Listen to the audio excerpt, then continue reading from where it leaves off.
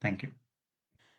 And moving on Investor Eye, India's startup ecosystem is increasingly attracting global pools of capital, and private credit is emerging as a powerful financing alternative for founders looking to scale without diluting equity. In a significant milestone for India's investment landscape, venture debt platform Stride Ventures has secured backing from Public Investment Fund, one of the world's largest and most influential sovereign investors. Founded in 2019, Stride has enabled over $1.6 billion in credit across nearly 200 companies, including several unicorns, and now operates across India, the GCC, and Europe. So what does this partnership signal for the evolution of India-born investment platforms and the growing role of venture debt in funding startups? I'm now joined by Farah Ansari Javed, the partner at Stride Ventures, to talk about the opportunity ahead. Farah, thank you so much for joining me on the show today. You know, Stride Ventures has become the first Indian-headquartered fund to be backed by Saudi Arabia's sovereign wealth fund, Public Investment Fund, right? So what does this partnership signal about the global credibility and maturity of India-born investment platforms? Thank you, first of all, for having me, Arundhati. They really appreciate it. Like you said, Stride is one of the leading and largest, lenders to the startup ecosystem in India.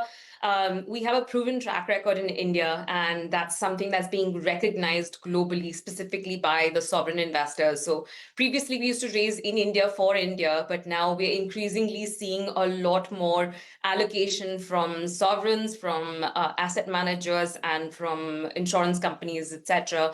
And it really has, it goes to show two things. One, which is the right to win for India-born, India first sort of venture debt and private credit funds that are expanding globally.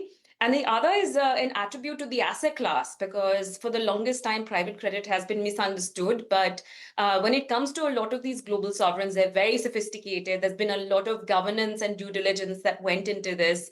And we're really excited about this. So we're looking forward to it.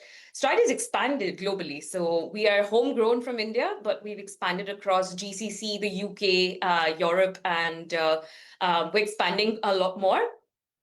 This particular fund is also going to invest a sizable, close to $500 million in the GCC, which we're looking forward to. We have a ready playbook in India, and so it's a lot of copy paste that we are looking forward to doing in other markets. Sure. We see a lot of our startups go from India global, so we're now seeing a lot of the funds doing the same.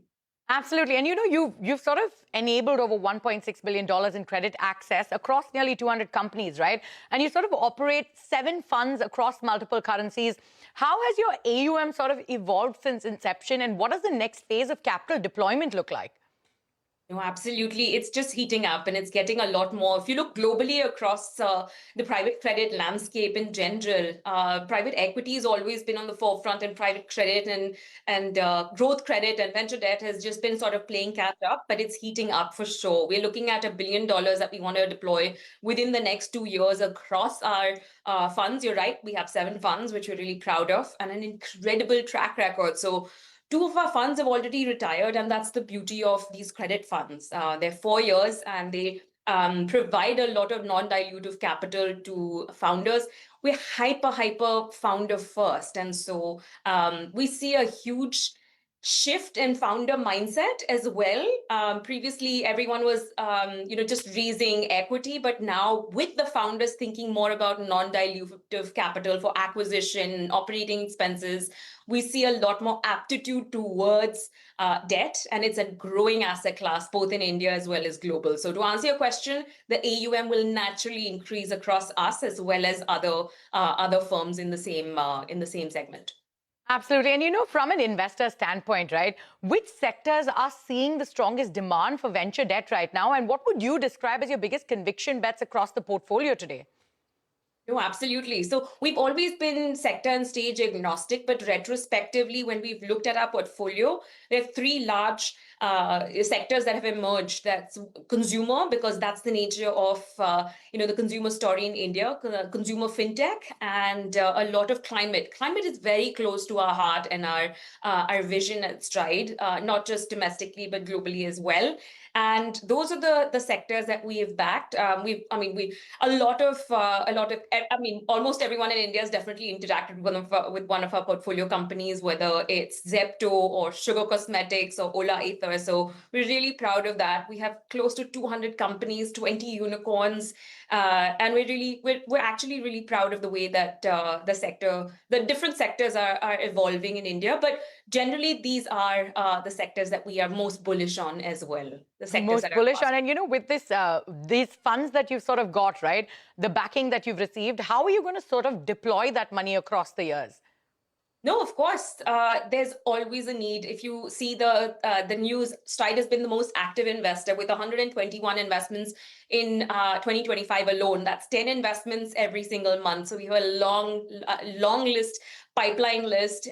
We see a lot of exceptional companies that are in need of non-dilutive credit for working capital, for OPEX, for acquisitions, and even a lot of pre-IPO companies as well, where the founders want to increase their sort of stake in certain situations, and so we are bullish on that. That's the one that we are really growing on. Absolutely. And Faria, we're running out of time, but if you could quickly tell us in 30 seconds, AI is attracting a disproportionate share of global capital today, right? From an investor's lens, how are you sort of evaluating AI startups, and are you seeing stronger demand for venture debt from AI-led companies? Yeah, so we definitely see AI, but it's not a disruptor in the industry. It's an enabler. We're seeing a lot of use cases where AI is being used by these companies for traffic management or credit worthiness or bank statement analysis. We ourselves use it for productivity and for portfolio monitoring as well. So AI is helping companies to do more with less. And it's an enablement. So we are investing in a lot of these companies that have used AI, not as an experiment, but as a valid use case. So that's the way that we look at AI. And there's a lot more to come where AI is concerned with the penetration across businesses and use cases. But yeah, it's not just about looking at companies that are using AI to make their work more efficient. Faria, thank you so much for taking time out and being here with us on Startup Street, and we wish you all the best. Thank you. Likewise.